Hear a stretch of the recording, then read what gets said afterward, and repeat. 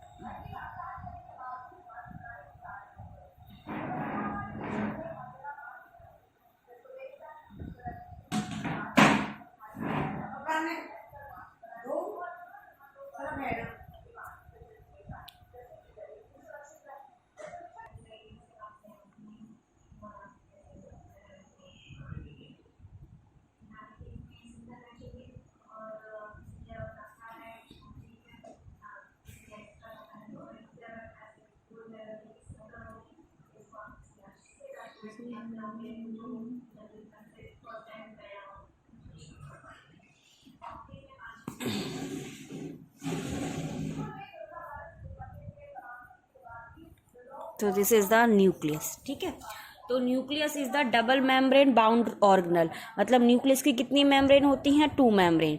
तो ये है outer membrane, this is the outer membrane of nucleus and this is the inner membrane of nucleus.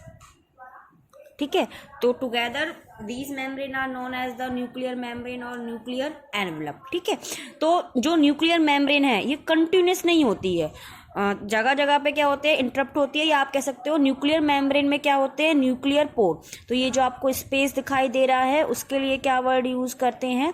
Nuclear pore. और nuclear pore क्या करते हैं कि मतलब न्यूक्लियस का जो इनर कंटेंट है वो किससे सेपरेट है? साइटोप्लाज्म के कंटेंट से, क्योंकि इसमें न्यूक्लियस मेम्ब्रेन है।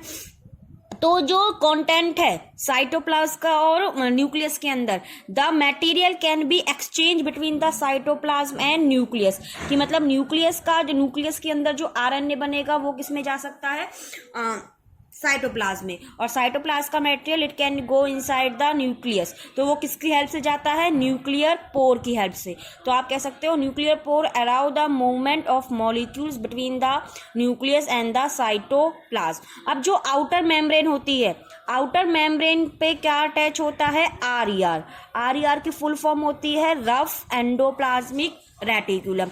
इनर मेम्ब्रेन एनक्लोज करता है matrix and the matrix of the nucleus it is known as the nucleoplasm. जैसे साइटोप्लाज्म के अंदर क्या प्रेजेंट होता है? जेली लाइक फ्लूइड, उसके लिए वर्ड यूज करते हैं साइटोप्लाज्म। ऐसे ही न्यूक्लियस के अंदर जो मैट्रिक्स होता है उसके लिए वर्ड यूज करते हैं न्यूक्लियोप्लाज्म। और इस न्यूक्लियोप्लाज्म में, ठीक है, एक non membrane bound cell organelle होता है, उसके लिए वर्ड यूज करते हैं न्यूक्लियोलस।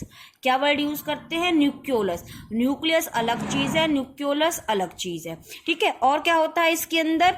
ये क्या प्रेजेंट होते हैं? These are the thread like structure which are known as the chromatin fiber.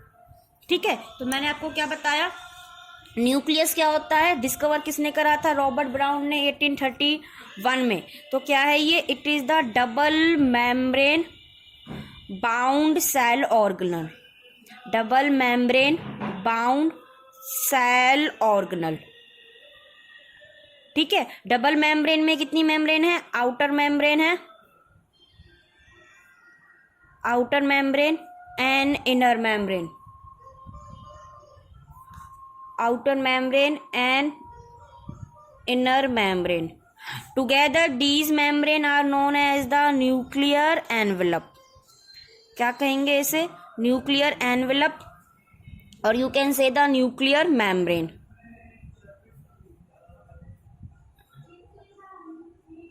ठीक है, तो outer membrane having the ribosome. तो ये जो मैंने पॉइंटेड स्ट्रक्चर बनाए हैं सर्कल से, वो हैं आउटर मेम्ब्रेन पे, and these are known as the ribosome. तो outer membrane have ribosome and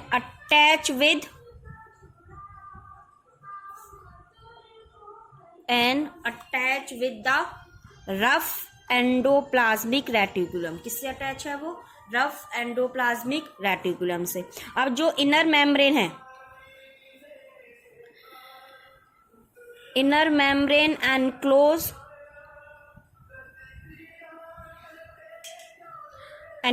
the nucleoplasm. क्या है उसमें? न्यूक्लियोप्लाज्म। ठीक है, और न्यूक्लियोप्लाज्म के अंदर कितने कंपोनेंट प्रेजेंट हैं? 2। ठीक है, एक कंपोनेंट क्या है? Chromatin fibre. क्या प्रेजेंट है? Chromatin fibre. नेक्स्ट क्या है? न्यूक्लियोलस। क्या है? Nucleolus. And nucleolus is the without membrane structure. It is the without membrane structure. ठीक है, और ये किस में हेल्प करता है? That help in the ribosome formation. That help in the ribosome formation. तो न्यूक्लियोलस किस में हेल्प करता है? राइबोसोम की फॉर्मेशन में। इसलिए न्यूक्लियोलस को क्या कहते हैं? It is called as ribosome factory. क्या कहते हैं उसे? It is called as the ribosome factory. ठीक है, अब देखो क्रोमैटिन फाइबर्स क्या होते हैं। तो chromatin fiber, these are the thread like structure. These are thread like structure which present inside the nucleoplasm. तो बिफोर द सेल डिवीजन, जब मतलब सेल डिवाइड नहीं हो रही है, सेल डिवीजन होने से पहले जो क्रोमैटिन फाइबर हैं, ठीक है, before cell division they appear as network. They appear as network of thread. Network of thread. ठीक है, मतलब बिल्कुल पतले धागे के समान आपको न्यूक्लियस के अंदर स्ट्रक्चर दिखाई देंगे। उसके लिए वर्ड यूज करोगे क्रोमैटिन फाइबर। कब दिखाई देंगे? सेल डिवीजन होने से पहले। सेल डिवीजन होने से पहले स्ट्रक्चर दिखाई देंगे, उसके लिए वर्ड यूज करोगे क्रोमैटिन फाइबर्स। ठीक है, तो देखिए ये जो क्रोमैटिन फाइबर है, व्हेन द सेल डिवाइड, ठीक है, व्हेन सेल डिवाइड, जब सेल डिवाइड हो रही होगी तो क्रोमैटिन फाइबर गेट कॉन्डेंस। मतलब क्रोमैटिन फाइबर कंडेंस हो जाएंगे इनटू थिक क्रोमोसोम। किसमें कन्वर्ट हो जाएंगे? वो क्या बना देंगे?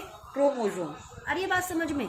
तो क्रोमोसोम्स आप कह सकते हो, chromosomes are made up of the DNA. Chromosome are made up of DNA and histone protein. किस किस से बने हैं क्रोमोसोम? डीएनए से बना है और हिस्टोन प्रोटीन से बना है। तो क्रोमोसोम का स्ट्रक्चर देखो तो ऐसे होता है। तो दीज आर द क्रोमोसोम। ठीक है, ये क्रोमोसोम का क्या है? सेंट्रोमेयर या मिडल बॉडी कहते हैं। और ये जो स्ट्रक्चर है, क्या वर्ड यूज करते हैं इसके लिए? क्रोमोसोम्स की आर्म। क्या यूज करते हैं? आर्म्स। और you can say the sister chromatids. क्या वर्ड यूज करते हैं? Sister chromatids. तो जब सेल डिवाइड होने वाली होती है तो ये क्रोमोसोम्स की आर्म्स होती है, क्या करती है? रेप्लिकेट। रेप्लिकेट का मतलब इसकी एक नई कॉपी बन जाएगी। तो one chromosome is made up of the two sister chromatids.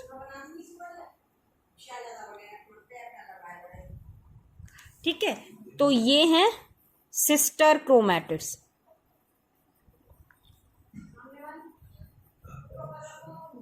क्या है ये? Sister chromatids. और ये क्या है? सेंट्रोमेयर। ठीक है, तो जब सेल डिवाइड हो रही होगी तो जो क्रोमेटिन फाइबर है वो किसमें कंडेंस हो जाएगा, क्रोमोसोम्स में, ठीक है। और क्रोमोसोम किसके बने हैं, डीएनए के बने हैं और हिस्टोन प्रोटीन्स के बने हैं। तो डीएनए की फुल फॉर्म क्या होती है, डीएनए की फुल फॉर्म होती है डीऑक्सी राइबोन्यूक्लिक एसिड। क्या फॉर्म होती है डीएनए की, डीऑक्सी राइबोन्यूक्लिक एसिड। और क्या कहते हैं उसे, genetic material. It called as the genetic material because it transfer the parents character to their child. मतलब जितने भी पेरेंट्स कैरेक्टर हैं उनके बच्चों में आना, वो कौन ट्रांसफर करता है, डीएनए। इसलिए डीएनए के लिए क्या वर्ड यूज करते हैं, जेनेटिक मटेरियल। मतलब इसी डीएनए पे पूरे बॉडी की, लिविंग ऑर्गेनिज्म की बॉडी की क्या होती है, इंफॉर्मेशन, कि वो बॉडी फॉर्मेशन कैसी होगी, किस टाइप्स के कैरेक्टर्स आएंगे, वो किसके अंदर स्टोर होते हैं, डीएनए के अंदर, ठीक है। अब डीएनए में भी जीन्स होते हैं।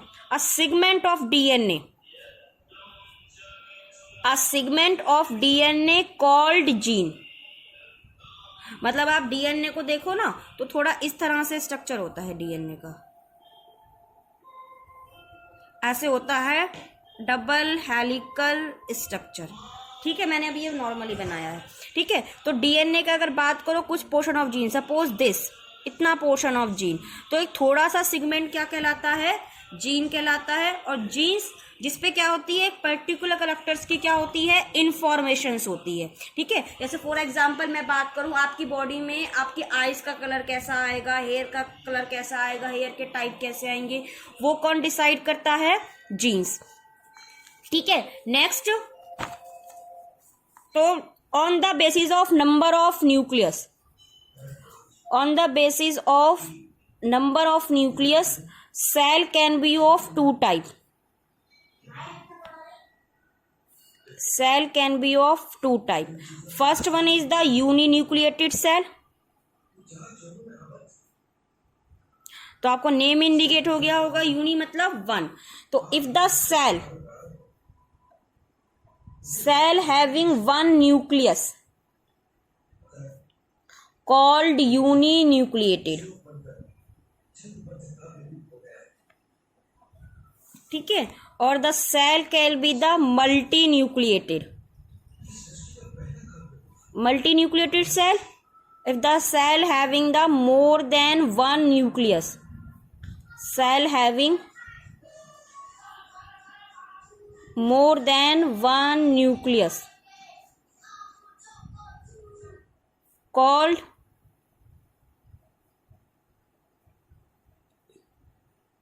मल्टी न्यूक्लिएटेड, ठीक है।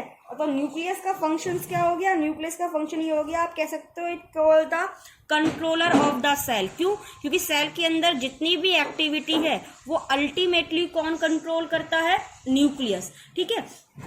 न्यूक्लियस के ऊपर राइबोसोम होते हैं और जो राइबोसोम होते हैं वो किस में हेल्प करते हैं, प्रोटीन्स की फॉर्मेशंस में, ठीक है। और जो न्यूक्लियोलस होता है वो किस में हेल्प करता है, राइबोसोम की फॉर्मेशन में। तो उसके लिए क्या वर्ड यूज करते हैं, राइबोसोम फैक्ट्री। तो मैंने क्या बताया न्यूक्लियस के बारे में, डबल मेम्ब्रेन स्ट्रक्चर है, आउटर मेम्ब्रेन है, इनर मेम्ब्रेन है, उन दोनों को मिला के क्या कहते हैं, न्यूक्लियर मेम्ब्रेन, ठीक है। तो आउटर मेम्ब्रेन पे क्या अटैच है, राइबोसोम अटैच है। और आउटर मेम्ब्रेन किससे कनेक्ट है, आरईआर से, that is the rough endoplasmic reticular.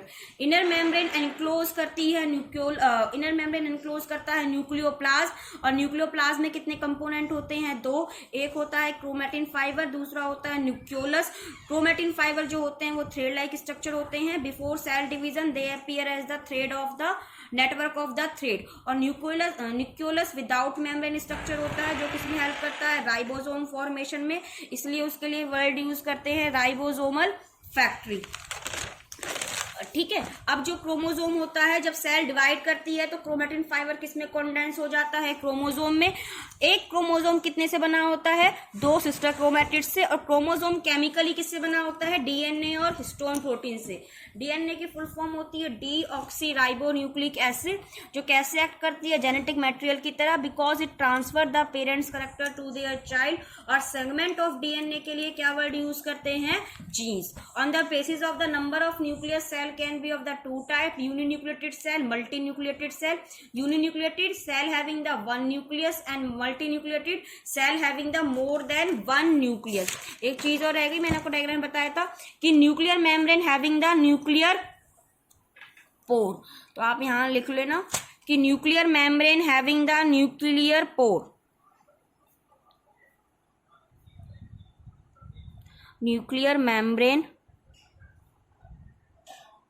having nuclear pore that allow